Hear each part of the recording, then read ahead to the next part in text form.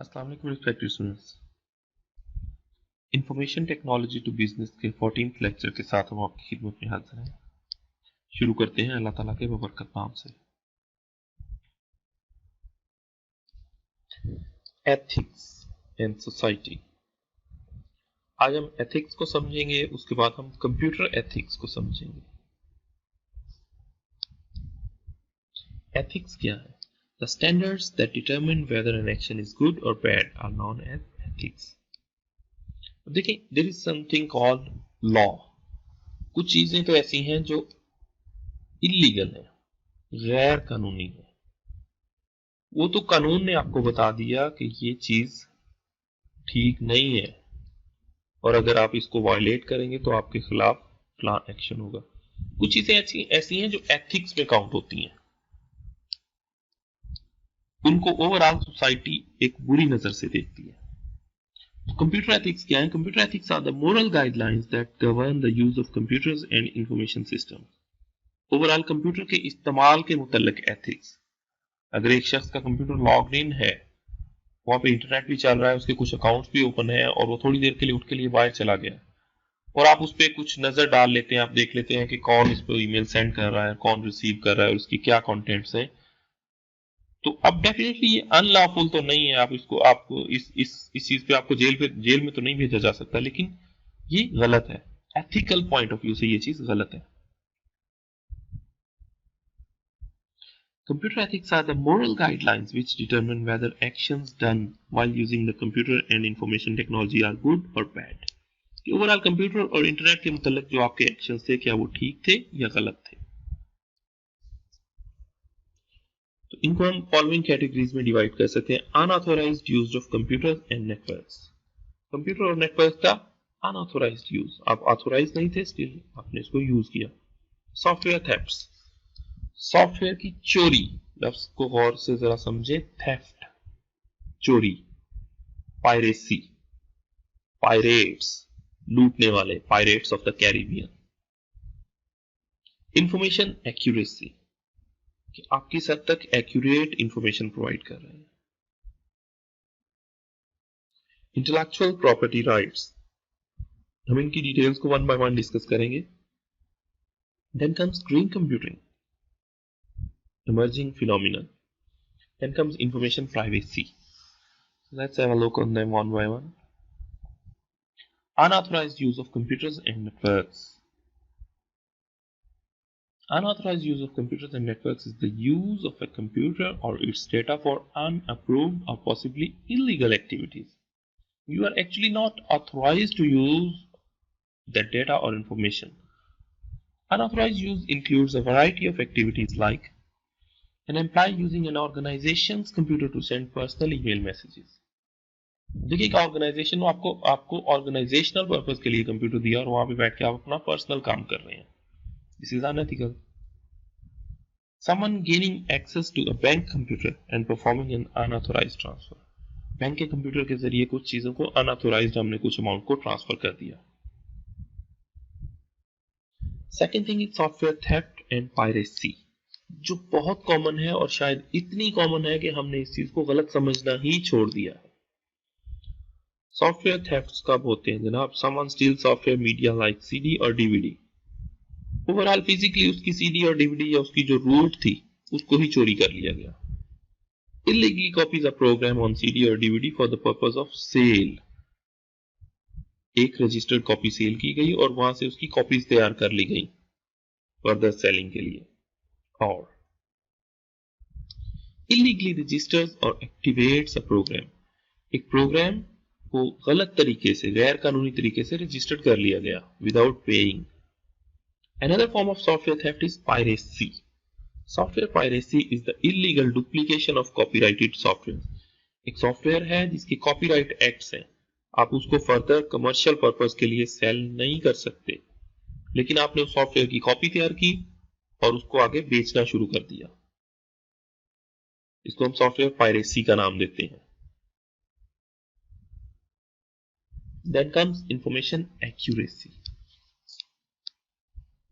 Information accuracy today is a concern because many users access information maintained by other people or companies देखिए information maintain करने वाले कुछ और हैं और उसके users in most of the cases कुछ और पार्टीज हैं, such as on the internet.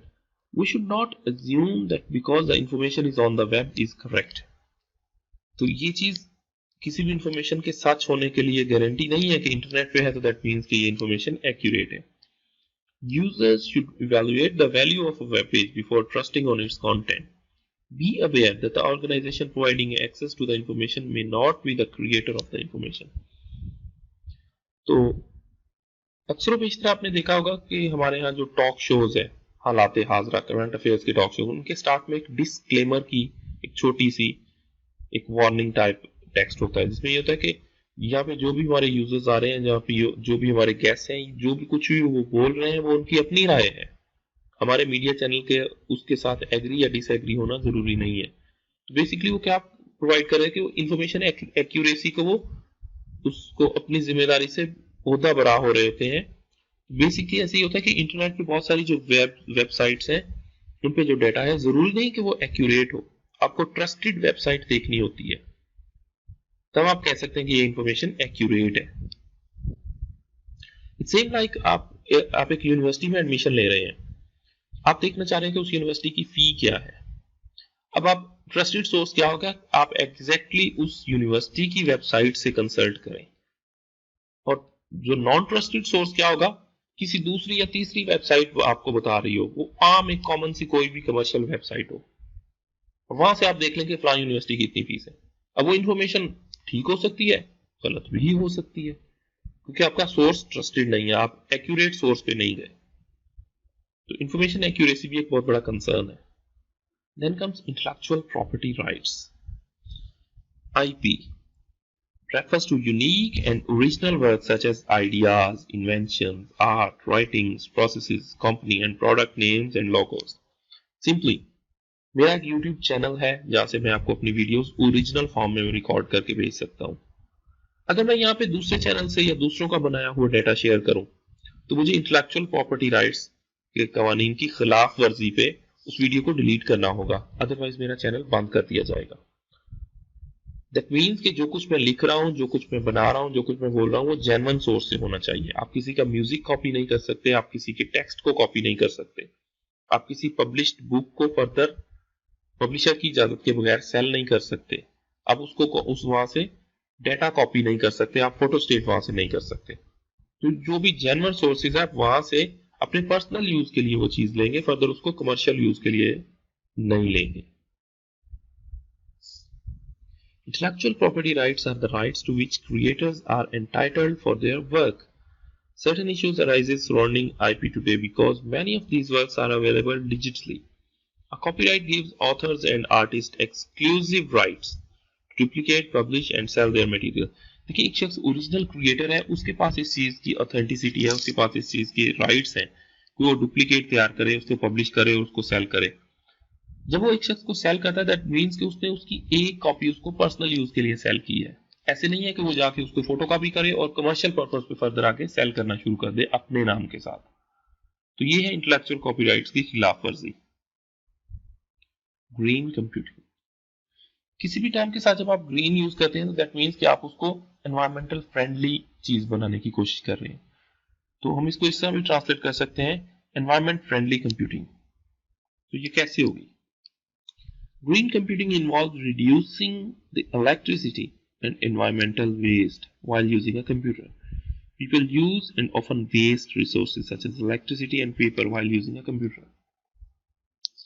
देखिए इलेक्ट्रिसिटी का नेगेटिव बहुत ज्यादा यूज, सारा दिन और सारी रात अगर कंप्यूटर्स ऑन है तो बहुत ज्यादा इलेक्ट्रिसिटी कंज्यूम कर रहे हैं. ऑफ कोर्स यू पे the electricity bills but still it's states resources.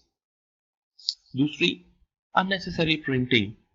बहुत ज्यादा कागज का इस्तेमाल हो रहा है, और कागज कहां से आ रहे हैं? हमारे पास नेचुरल सोर्सेज जो है हमारे दरख्तों से कागज बनते हैं. दैट मीन्स कि बहुत ज्यादा दरख्तों की कटाई होगी और उनसे कागज बनेगा. तो ये चीजें ओवरऑल एनवायरनमेंट को खराब करने की तरफ लेके जाएंगी. The United States government developed the Energy Star program to help reduce the amount of electricity used by computers and related devices. ये प्रोग्राम क्या है energy star? This program encourages manufacturers to create energy-efficient devices that require little power when they are not in use. कि जब तक आप computer को use कर रहे हैं दैट्स ओके, फुल पावर पे आप यूज कर रहे हैं. जब आप यूज नहीं कर रहे, आप लंच ब्रेक पे हैं, आप नमाज के लिए उठ गए हैं, आप किसी भी रीजन की वजह से थोड़ी देर के लिए उठ गए हैं, तो आप उसको स्टैंड बाय मोड पे करेंगे. और जब वो स्टैंड बाय मोड पे जाएगा तो वो ओवरऑल बहुत लो एनर्जी पे चला जाएगा. Computers and devices that meet the Energy Star guidelines display an Energy Star label. जो डिवाइसेस उसके साथ कंपैटिबल होती हैं उनको अलग से एक लेबल दिया जाता है. तो ये है ग्रीन कंप्यूटिंग का concept. The last thing is information privacy. Information privacy refers to the right of individuals and companies to deny or restrict the collection and use of information about them. एक शख्स चाहता है कि मेरे बारे में कोई शख्स इंफॉर्मेशन ना कलेक्ट करे. मैं अपनी प्राइवेसी को सेल नहीं करना चाहता किसी भी पर्पस के लिए, तो उसका ये प्रॉपर राइट है.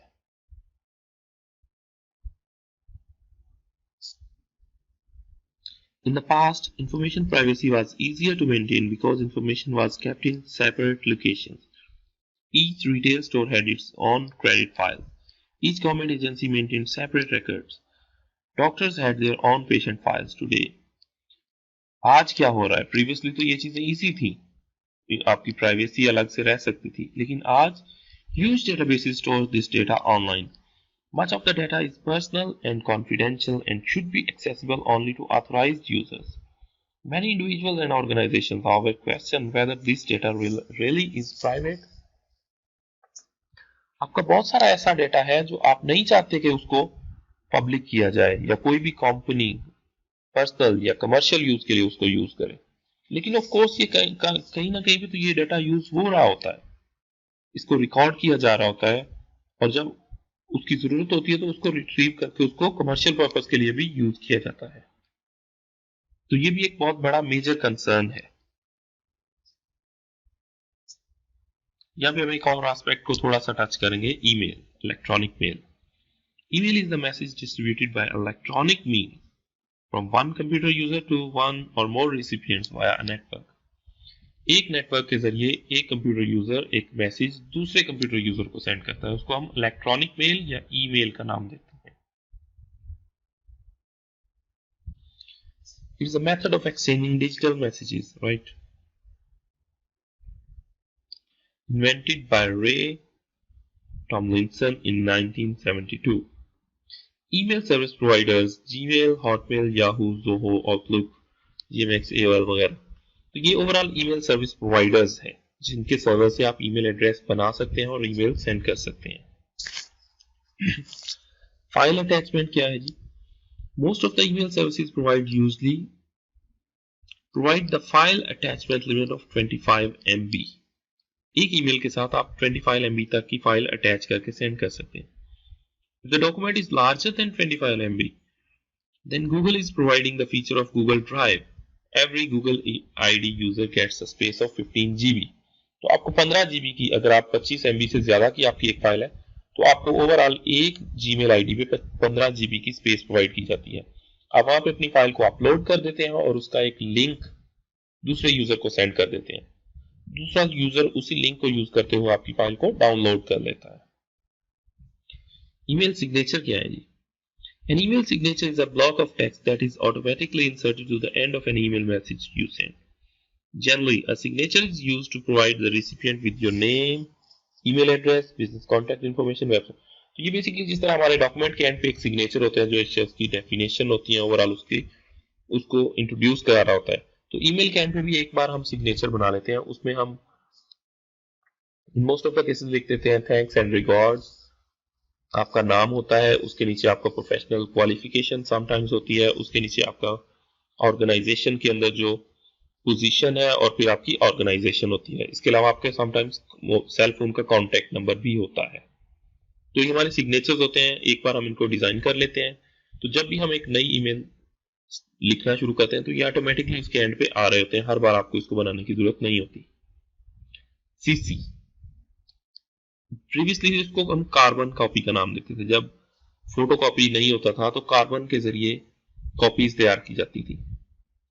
तो सीसी को हम कार्बन कॉपी भी कहते हैं, समटाइम्स कॉपी टू कंसर्न भी कहते हैं, जो इसके साथ रेलिवेंट लोग होते हैं उनको हम एक कॉपी सेंड करना चाह रहे होते हैं.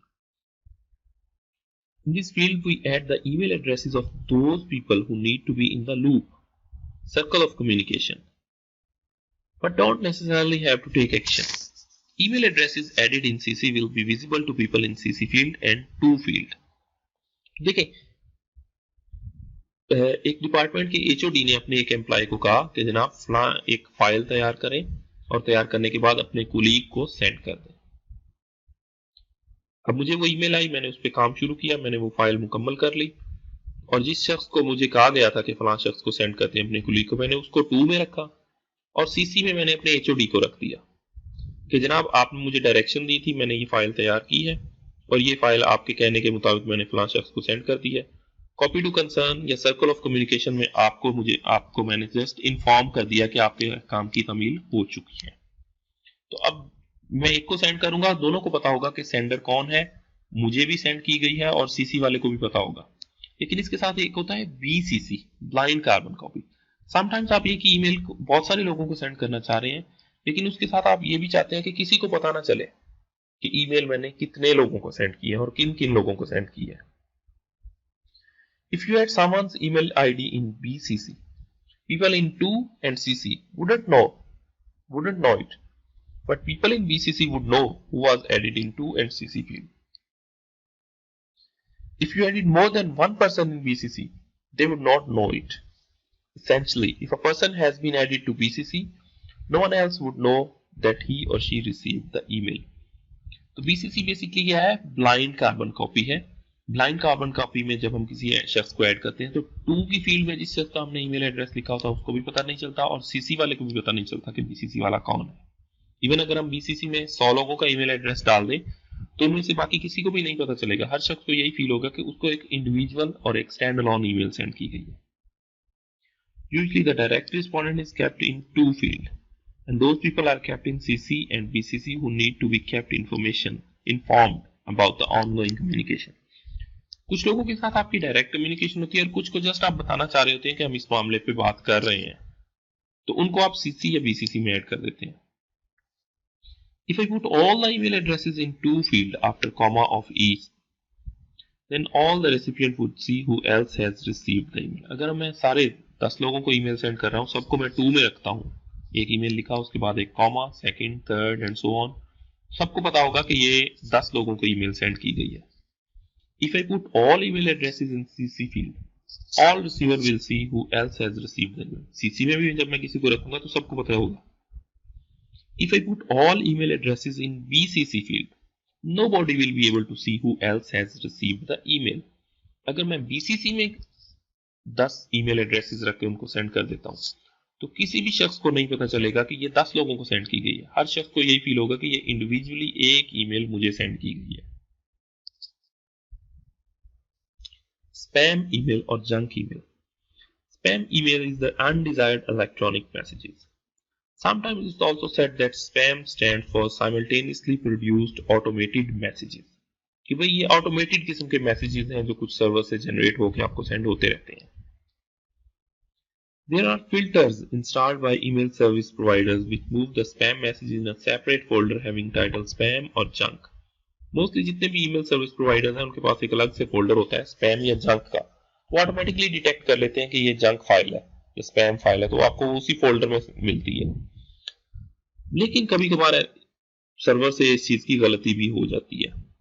Sometimes important messages can also move in spam और junk folder, so it is better to have a look in spam folder every time we check our email और एटलीस्ट वंस अ वीक. हमें इस पे भी नजर रखनी चाहिए. Sometimes कुछ सर्वर्स हमें ईमेल एड्रेस सेंड कर रहे होते हैं लेकिन हमारा ईमेल सर्वर उसको स्पैम समझ के हमारे इनबॉक्स में नहीं आने देता और वो ईमेल हमसे मिस हो जाती है. लेकिन मे भी वो ईमेल इंपॉर्टेंट हो तो हमें स्पैम फोल्डर पे भी नजर रखनी होती है. स्पैम मैसेजेस भी होते हैं, short messaging service. So spam short messaging service are the undesired messages sent by various organizations for promotion of their products or services. जी, पुराने एसी सेल करें. तो इस तरह के अक्सर आप एक सेल फोन उठाते हैं, मैसेज है, आप देखते हैं कि तो वो प्रमोशनल मैसेजेस होते हैं। For the sake of fun कभी कभार उनको कॉल किया करें, उन्हें पूछे कि जनाब मेरा नंबर आपके पास कहाँ से आया, तो वो आपको एक बड़ी इंटरेस्टिंग स्टोरी बताएंगे। वो आपको बताएंगे कि जनाब हमारे पास आपका नंबर हरगिज नहीं था, एक मार्केटिंग कंपनी है, उनके पास हजारों के हिसाब से यूजर्स के नंबर्स हैं, हमने उनको चंद 100 चंद हजार रुपए दिए और उन्होंने 10,000 नंबर्स पे मैसेजेस बना के सेंड कर दिए। तो ये ओवरऑल स्पैम मैसेजेस होते हैं। That's all for today's lecture. Thank you.